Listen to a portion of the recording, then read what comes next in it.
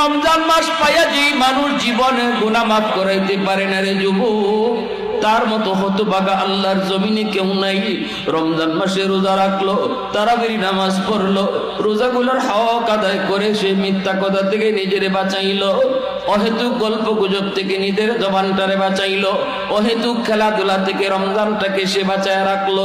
না না, রমজানের ভিতরে যদি সে পারছে কোরআন তেলাওয়াত করছে, রমজানের ভিতরে আল্লাহর গোলাম 5 ওয়াক্ত নামাজ মসজিদে যা পড়ছে, আর যদি কিছু নাও করে কিন্তু কোনো খেলাধুলায় যায় না, ঘুমায় থাকলেও রোজা রাইকে যদি রোজাদার ঘুমায় থাকে, এই ঘুমটাও ইবাদত হয়ে যায়।